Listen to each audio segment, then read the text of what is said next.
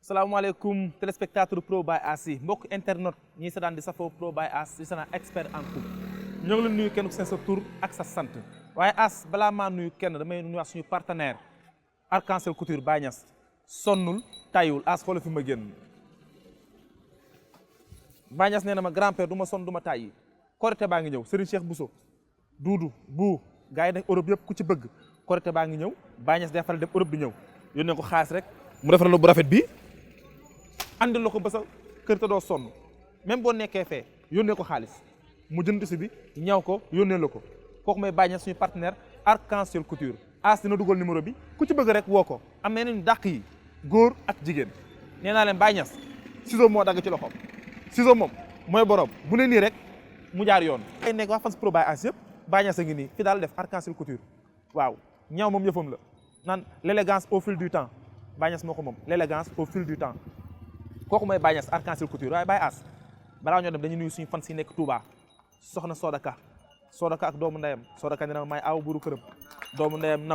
Nabu nee na mooy ñaareelu xaritu jëkkëram ñoo leen nuyu di leen ziar yéen waa Touba yëpp kontaan nañ ci yéen groupe WhatsApp bi 1 ba 5 ñoo ngi nuyu ñëpp soxna Mané Nene Si madame Guèye soxna Khadija bu Serigne Fallou soxna Sophie Saw nee na ma dem nul nen ndax sama rakk la di nuyu ñëpp ziar ñëpp Serigne Cheikh Bousso Doudou ñun ñëpp daañu leen nuyu di leen ziar gis na ni ngeen jàppee Pro by As dama ni expert en couple mi ngi tukkil àdduna waa Femme Chic groupe Facebook maa leen nuyu suñuy xarit lañu As xam nga nooy def dama ma jox 16e épisode bi ñu seetaan ko damay dugg léegi jëlaat mesure préparé 17 bi nga jox ma élève expert en couple seen xarit grand-père Pro by As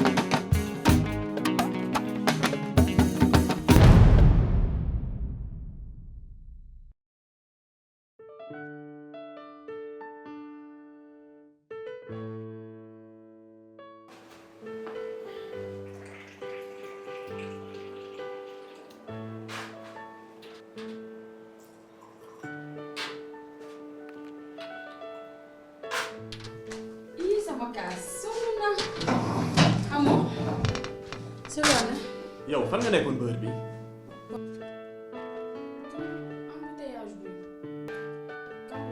yow mënoo bàyyi bu ñu waxee rek ngay leemal embouteillage circulation embouteillage fii yow xanaa chaque jour embouteillage la pour lan loolu yow seetlu woo fan yi ni ngay guddee wàcc bërki démb guddee wàcc presque mois bi yëpp doo si teel a wàcc bu ñu waxee nga naan yoon bi dafa xat embouteillage loolu ba kañ xool ma fii xam nga lu ma lay xamal gis nga boo moytuwul sa liggéey bi danga koy arrêté lu leer laa la wax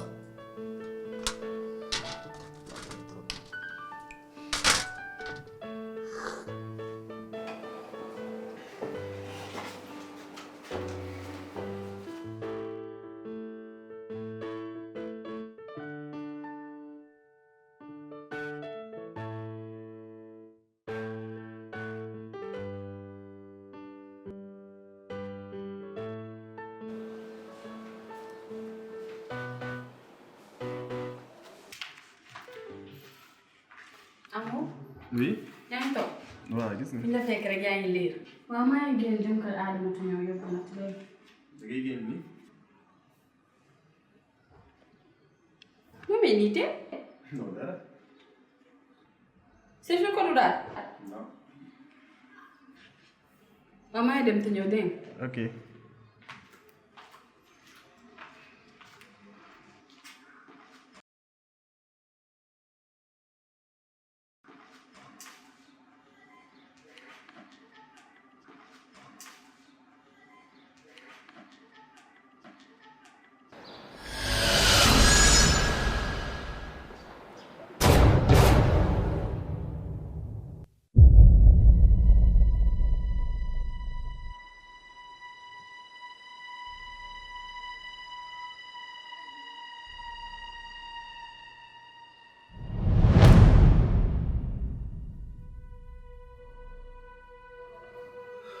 mais copain man bi ma toogee fii ba léegi waxoo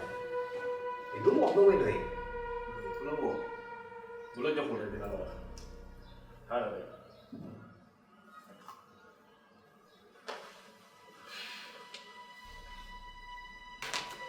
yéen a ngi toog ci la nekk yow. ça va. noxu naa la.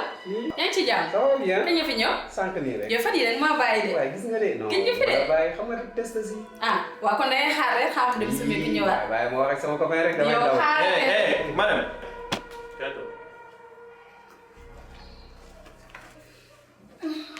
gis nga copain. li taxoon ma woon la.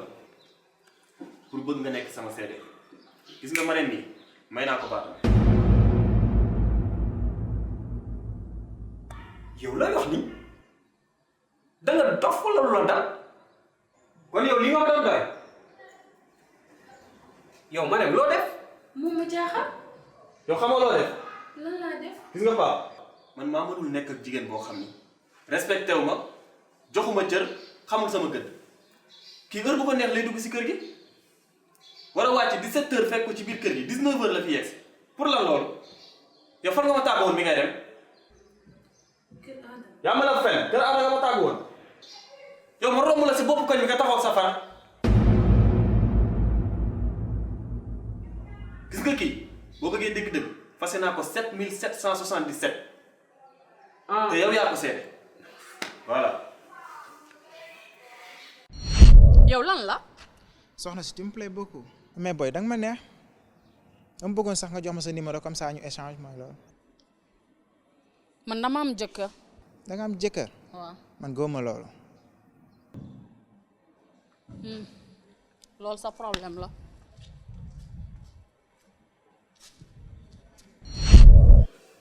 nii de la demee.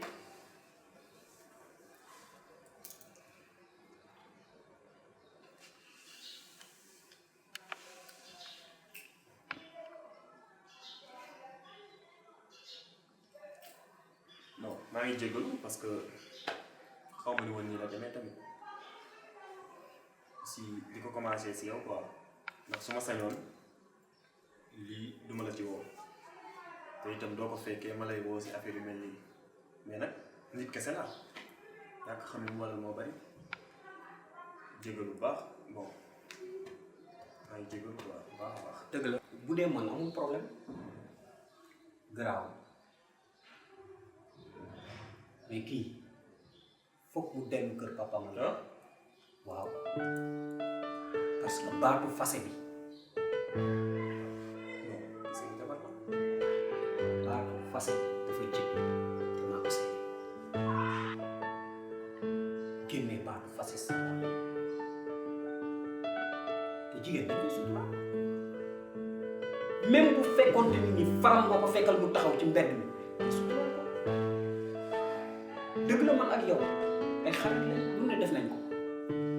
te li ngay réglé mën nga ko réglé sa biir kër ba mu des baatu fase kii foog mu dem kër papa ak yaay ñu teeloo la ko takkaat si mere naa la trop. Imani jekalu sarangoni turu sa xol bi bubu sa àdduna bi direku danga bëggoon te sincère ab dof bu gàddu l'aspect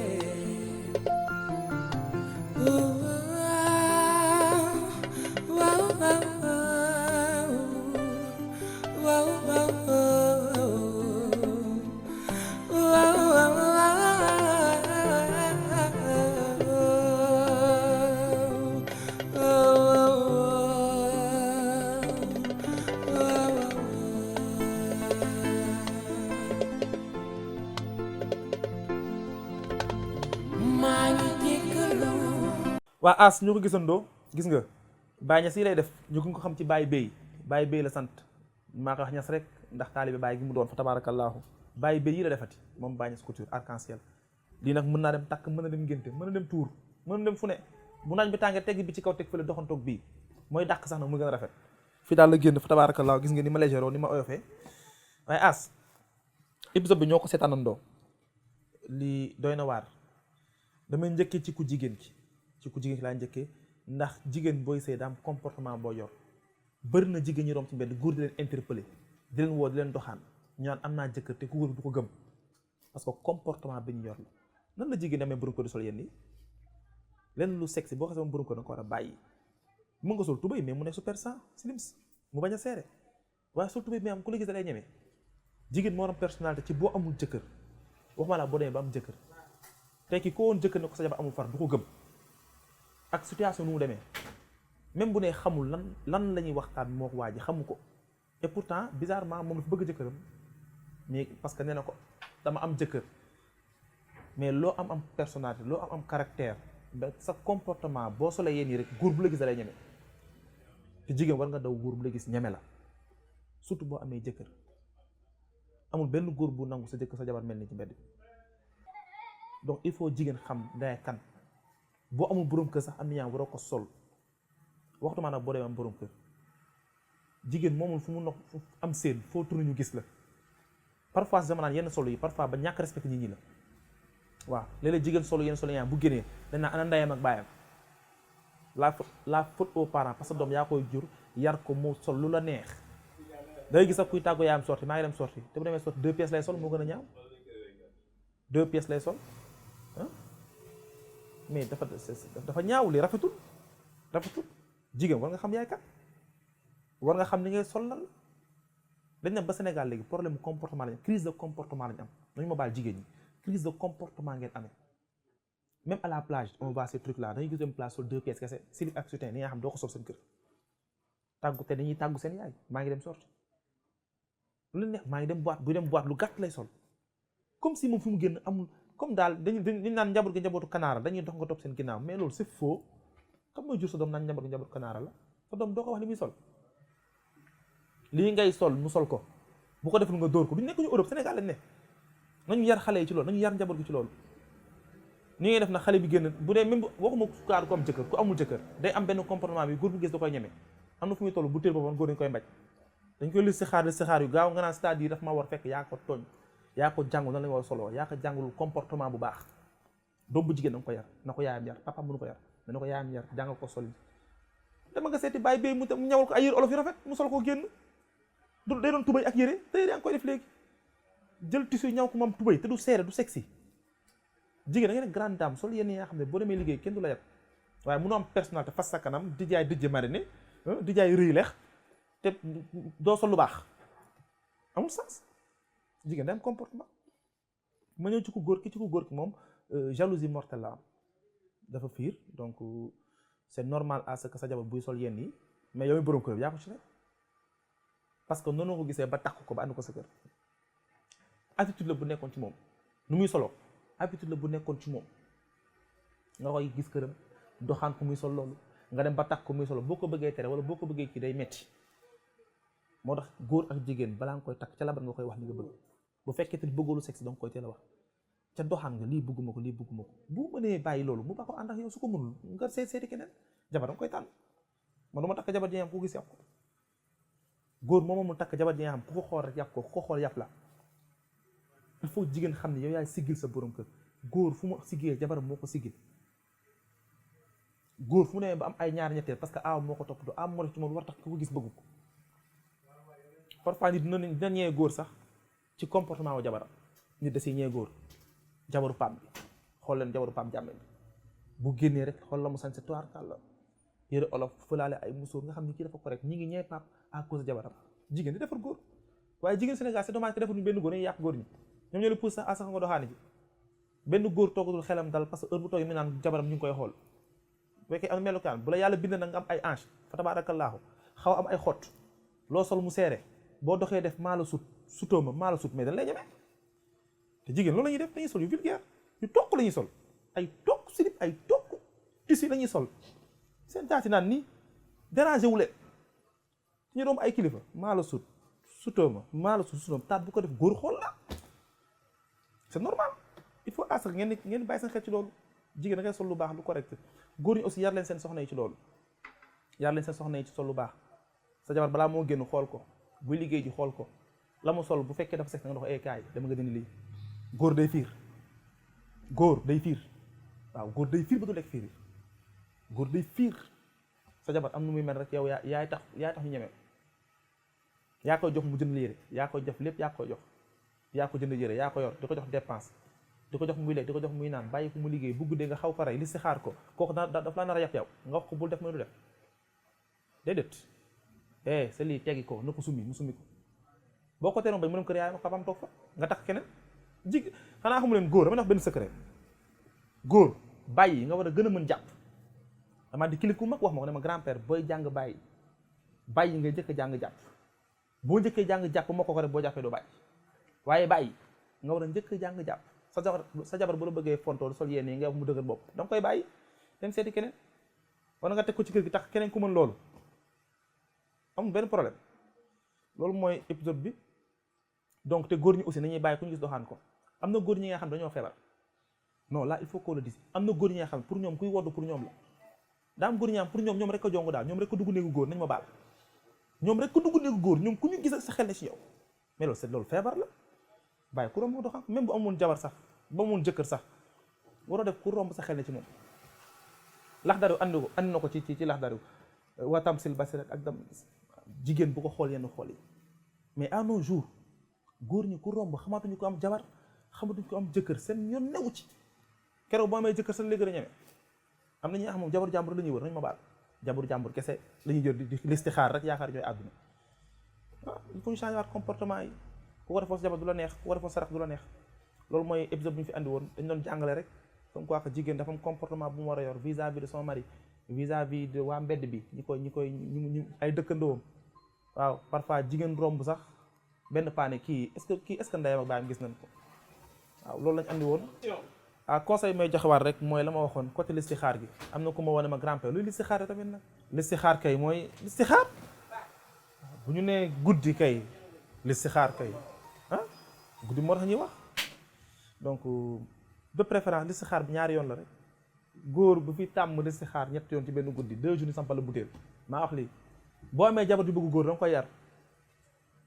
yàlla fa dogal na jamono ji xale góor yi jabar yu bëgg góor la ñu tombeel da nga koy yar tàmmal ko ñaar bu fekkee da ngay listixaar 5 minutes nga listixaaraat 10 minutes da ngay xëy ñu sampal la butéel nga naan jàmbaar laa fekk ñu ngi lay bëgg a rey amul benn bon góor mën taxaw ne maa mën si jigéen dara amul de nature jigéen a mën góor waaw loolu lañ andi woon Baye As jërëjëf expert en couple mi ngi noonu di saliwaat partenaire bi rek Baye Niass ñu bëgg nga xam ci Baye Bey man Baye Niass rek laay wax Baye Bey arc-en-ciel couture ni naan l'élégance au fil du temps maanaam chaque jour da ngay jongoma moom loolu mooy slogan am heure boo ko xolle ma rek waaw as lii lañ andi woon pro Baye As 16e épisode expert en couple as na xarit grand-père As ba beneen